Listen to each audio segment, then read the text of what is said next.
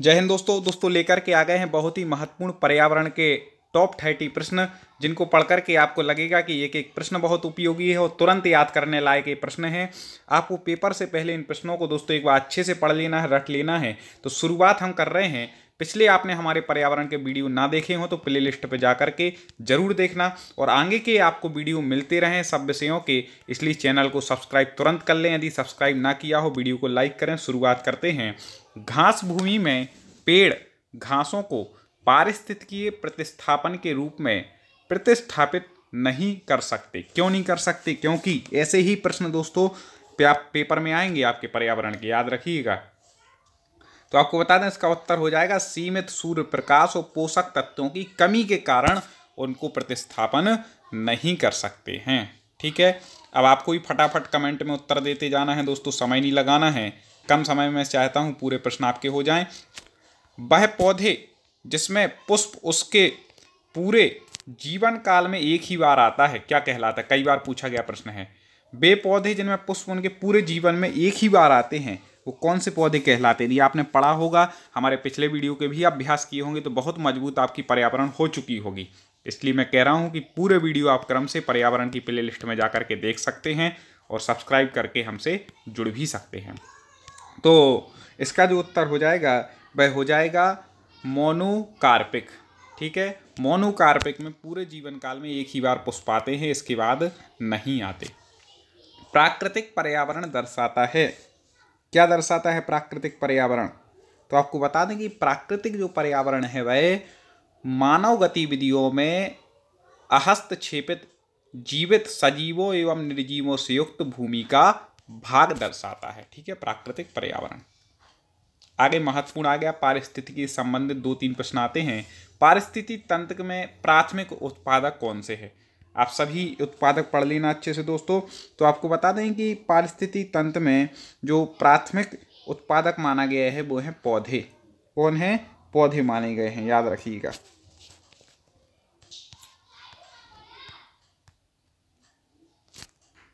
Commas बीज में पाए जाते हैं। कोमास बीज में क्या पाए जाते हैं? जल्दी से बता दें, फटाफट कमेंट कर दें। तो आपको बता दें कि कोमास बीज में लंबे रेशे होते हैं। क्या होते हैं? लंबे रेशे पाए जाते हैं। प्रायद्वीपीय भारत की सबसे लंबी नदी, वेरी वेरी IMP, प्रायद्वीपीय भारत की पूछी गई है, कंफ्यूज बिल्कुल नहीं होना है। सबसे लंबी नदी कौन सी है? तो आपको बता दें प्रायद्वीपीय भारत की सबसे लंबी नदी जो है वह है कौन? गोदावरी। आप लोग भी कमेंट में बिल्कुल सही उत्तर देते जाते हैं दोस्तों, ऐसे ही देते जाओ, और निरंतर हम वीडियो ला रहे हैं पर्यावरण के। अगला है निम्नलिखित में से वे राज्य कौन से हैं जिनमें अगस्तमलाई जीव मंडल फैला हुआ है? वो राज्य आपको बताने जिनमें अगस्तमलाई बायोस्फीयर रिजर्व, ठीक है, फैला हुआ है, जीव मंडल फैला हुआ है। तो आपको बता दें कि वह फैला हुआ है केरल और तमिलनाडु में। कहाँ कहाँ फैला है? केरल और तमिलनाडु में। ठीक है, 2001 में इसकी स्थापना हुई थी। कई बार सन भी पूछा जाता है, तो 2001 आपको याद रखना है।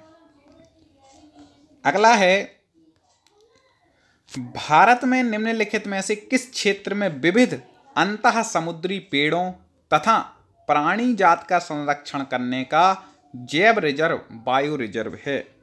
कहाँ पर है जैव रिजर्व? जल्दी से बता दें। तो आपको बता दें यह है अंडमान निकोबार द्वीप समूह में। ठीक है, सब प्रकार के क्वेश्चन है, सरल भी हैं कठिन भी हैं, जैसे पेपर में आते हैं।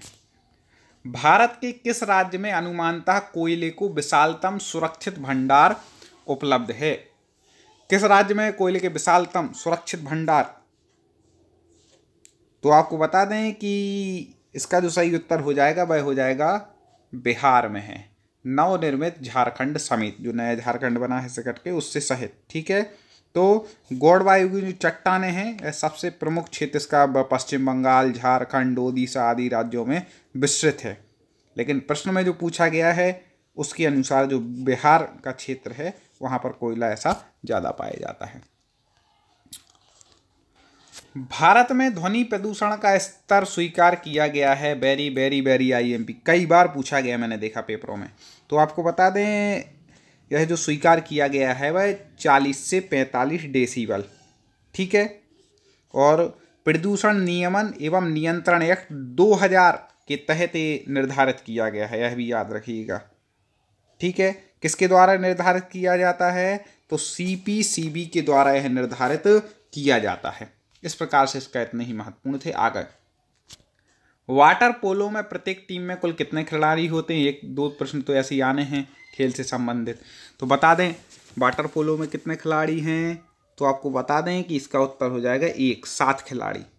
ठीक है, जैसे मान लो थोड़ा सा आप ध्यान से सुनना, क्रिकेट हॉकी में 11-11 खिलाड़ी होते हैं, जो पूछे जाते हैं। रग्बी फुटबॉल होती है उसमें 15 खिलाड़ी होते हैं। इसके बाद बेसबॉल और खो खो सबसे ज़्यादा पूछा जाता है, 9 खिलाड़ी होते हैं। ठीक है, इसके बाद जो नेट बॉल होती है और वाटर पोलो, इन दोनों में 7 खिलाड़ी होते हैं। इसके बाद वॉलीबॉल का कई बार पूछा जाता है, उसमें 6 खिलाड़ी होते हैं। इसके बाद पूछा जाता है बास्केटबॉल का, उसमें 5 होते हैं। और पोलो का ही पूछ लिया जाता है, उसमें 4 होते हैं।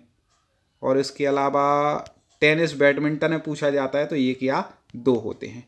इस प्रकार से आप यहाँ पर खिलाड़ियों की संख्या याद कर लेना। और विस्तार से पढ़ना हो तो हमारे यूट्यूब चैनल टॉप 50 स्टडी पर आप प्लेलिस्ट में जाइए, टेट पर्यावरण वाली प्लेलिस्ट में आप जाएंगे तो सारे वीडियो आपको मिल जाएंगे, हमारे पिछले सेट भी मिल जाएंगे। सीधा यूट्यूब पे लिखें टॉप 50 स्टडी और क्रम से आप उनको पढ़ लें। अगला है, निम्नलिखित में से कौन से हैवीवेट मुक्केबाज ने अपने जीवन काल में एक भी मैच नहीं हारा है? कौन सा ऐसा मुक्केबाज जिसने कभी एक भी मैच नहीं हारा? हाँ, तो जल्दी से बता दें, 4 ऑप्शन ये आपके सामने दिए हैं। कई मित्र बहुत अच्छे कमेंट करते हैं, देखता हूँ उनके कमेंट, उनकी तैयारी देख करके बड़ी खुशी होती है। और आशा करता हूँ कि मेरे हर मित्र की जो मेरे से जुड़ा हुआ है, सब्सक्राइबर है और निरंतर पढ़ रहा है, उसकी सफलता प्राप्त करे, उसको जॉब मिले, ऐसी मैं आशा करता हूँ। तो बिल्कुल निश्चित मिलेगी। तो इसका हो जाएगा रॉकी मार्सियानो। ठीक है, अगला है, ब्रह्मपुत्र नदी उद्गम से लेकर डेल्टा तक निम्नलिखित में से किन किन देशों को पार करती है? ठीक है, जल्दी से बता दें, उद्गम से लेकर के डेल्टा तक कौन कौन से देशों को ब्रह्मपुत्र नदी पार कर देती है? तो इसका हो जाएगा सी, चीन, भारत और बांग्लादेश, इनको करती है पार। चीन, भारत और बांग्लादेश। प्यूनिका ग्रेनेटम वैज्ञानिक नाम है, किसका वैज्ञानिक नाम है? जल्दी से बता दें, प्यूनिका ग्रेटम, तो ये बता दें अनार का वैज्ञानिक नाम है। किसका है? अनार का। ऑस्ट्रेलिया की बृहत पलवाल रोधिका ग्रेट बैरियर रीफ किसके समानांतर स्थित है? ग्रेट बैरियर रीफ कई बार पूछा जाता है इससे संबंधित प्रश्न। तो ये किसके समानांतर है? तो ये पूर्वी तट के समानांतर है। कहाँ के है? पूर्वी तट के। कई लोग बोलते सर आप कम टाइम देते हैं उत्तर बताने के लिए। दोस्तों मैं ये चाहता हूँ कि 30 प्रश्न हैं तो आपके कम समय में हो जाए। 30 प्रश्न को यदि 1 घंटे में कराए तो आपका टाइम ज़्यादा गया, आप तो स्वयं पढ़ के इतना पढ़ सकते थे। इसलिए मेरा निवेदन है कि कम टाइम ना देखें, आप अपनी स्पीड बढ़ाएं, दिमाग को तेज करें और ध्यान यही रखें। ज़्यादा हो तो आप 2 बार देख लिया करें तो और परफेक्ट हो जाएगा। पनामा नहर का निर्माण किस वर्ष में हुआ था? पनामा नहर जल्दी से बता दें, तो आपको बता दें पनामा नहर का निर्माण हुआ था 1914 ईस्वी में। ठीक है, 14 ईस्वी में इसका निर्माण हुआ था। और निर्माण कार्य प्रारंभ कब हुआ था? 1881 में हुआ था। 1914 में यह पूरा हो गया था। इस प्रकार से 2 इसमें से मेन प्रश्न आते हैं। भोजन, प्रकाश और स्थान के लिए कठिन प्रतियोगिता कहाँ होती है? कहाँ पर होती कठिनाई? भोजन, प्रकाश और स्थान के लिए तो ये होती है निकट संबंधी प्रजातियों के समानिकी क्षेत्र के विकास में होती है। ठीक है, आगे देखते हैं महत्वपूर्ण प्रश्न। निम्नलिखित में से कौन सी नदी ज्वार नदमुख एक्चुरी है? जल्दी से बता दें कौन सी नदी है ज्वार नदमुख। तो आपको बता दें कि इसका जो सही उत्तर हो जाएगा वह हो जाएगा डी, नर्मदा। ठीक है, वह कौन सा एंजाइम है जो दूध को दही से स्कंदित कर देता है? Very very IMP. दोस्तों अभी तक लाइक ना किया तुरंत एक बार लाइक पर क्लिक कर दीजिए। आप लाइक करते हो, कमेंट में बताते हैं कि कैसे क्वेश्चन आपको लग रहे हैं, साथ ही आप किस एग्जाम की तैयारी कर रहे हैं, तो हम और मजबूती के साथ वैसे ही क्वेश्चन उसी एग्जाम के हिसाब से आपको लाते हैं। तो वो भी आप कमेंट करते जाइए, आपको कैसा लग रहा है, आगे कैसे आप वीडियो चाहते हैं, किस सब्जेक्ट के चाहते हैं, सारी चीज़ें हम आपका एनालिसिस करते हैं और वैसे ही हम आपके लिए लेकर के आते हैं। तो इसका उत्तर जो हो जाएगा वह हो जाएगा रेनिन। क्या हो जाएगा? रेनिन दूध को दही में स्कंदित कर देता है। ठीक है, दूध का दही कौन बना देता है? रेनिन। महासागरों के जल वाले भाग में तटीय भाग जो रचना के अनुसार महाद्वीपों के मुख्य भूभाग में पड़ता है को क्या कहते हैं? तो उसको क्या कहते हैं, जल्दी से बता दीजिए। तो उसको कहते हैं महाद्वीपीय शेल्फ। क्या कहते हैं उस भाग को? महाद्वीपीय शेल्फ। ठीक है। गुजरात भारत में नमक का सबसे बड़ा उत्पादक है क्योंकि, महत्वपूर्ण है, क्यों है भाई? गुजरात भारत में नमक का सबसे बड़ा उत्पादक क्यों है? तो आपको बता दें क्योंकि उसके पास विस्तृत शुष्क तट है जो कि नमक के बनाने के लिए ठीक है, तो इसलिए वो सबसे ज़्यादा उत्पादक है गुजरात। ठीक है, नमक का ये भी याद रखिएगा, पूछ लेता है कौन सा नमक में सबसे ज़्यादा उत्पादन करता है, तो गुजरात। क्यों करता है? क्योंकि उसके पास शुष्क स्थान ज़्यादा है, इसलिए वह करता है। निम्नलिखित में से कौन सी ठंडी महासागरीय धारा नहीं है? ठंडी महासागरीय धारा नहीं है, जल्दी से बता दें। तो आपको बता दें कि इसका जो उत्तर हो जाएगा वो हो जाएगा सी। किलोरोसियो जो धारा होती हैं वो गर्म धारा आती हैं। ठीक है, महासागरीय गर्म धारा के अंतर्गत आती हैं, तो ये ठंडी नहीं है, बाकी 3 ठंडी है। निम्नलिखित में से कौन प्रकृति में न्याय संगत है? प्रकृति में न्याय संगत किसे माना गया है?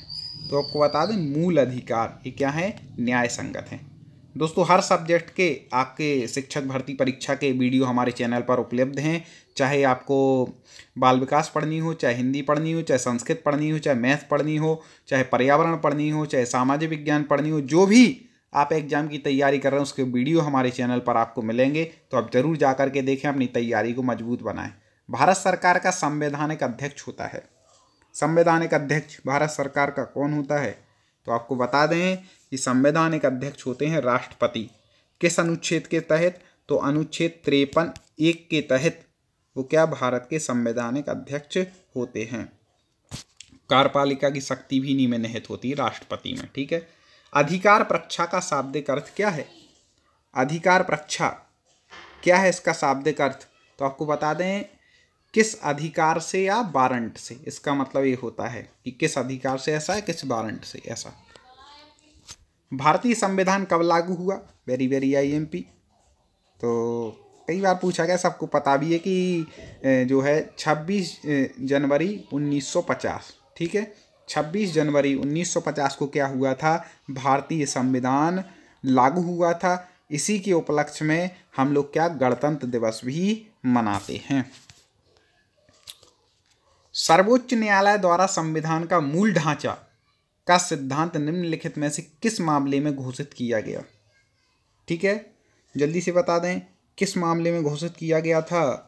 तो इसका जो उत्तर हो, नहीं 2 में से है, 2 ऑप्शन दिखाने की भी जरूरत नहीं, मैं बता दे रहा हूँ। 2 में से एक तुक्का लगा दो भाई, नहीं पढ़ा हो तो। आखिर पढ़ना है, तुक्के से काम नहीं चलता। ठीक है, तुक्का 10% काम में आता है, 90% तो पढ़ाई ही काम आती है, इसलिए 90% पर फोकस करें, अच्छे से पढ़ें। तो इसका बता दें ये हो जाएगा केशवानंद भारती मामले में। ठीक है, आगे। निम्नलिखित में से किस वर्ष आतंकवाद रोकथाम अधिनियम पोटा अधिनियमित हुआ? किस वर्ष हुआ था भाई आतंकवादी रोकथाम अधिनियम? तो आपको बता दें कि इसका जो सही उत्तर हो जाएगा वह हो जाएगा 2002 सी। पर्यावरण शिक्षण के भी प्रश्न आते हैं, तो उसके भी अपन ने कुछ प्रश्न ले लिए हैं। निम्नलिखित में से क्या पर्यावरण शिक्षा का लक्ष्य है?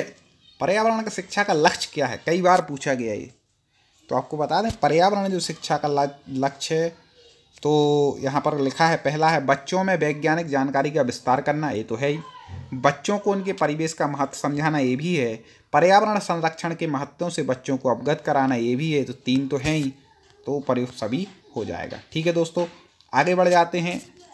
स्कूलों में पर्यावरण शिक्षा का उद्देश्य बच्चों को ज्ञान, दृष्टिकोण और कौशल प्रदान करने का है, ताकि बच्चे क्या कर सकें।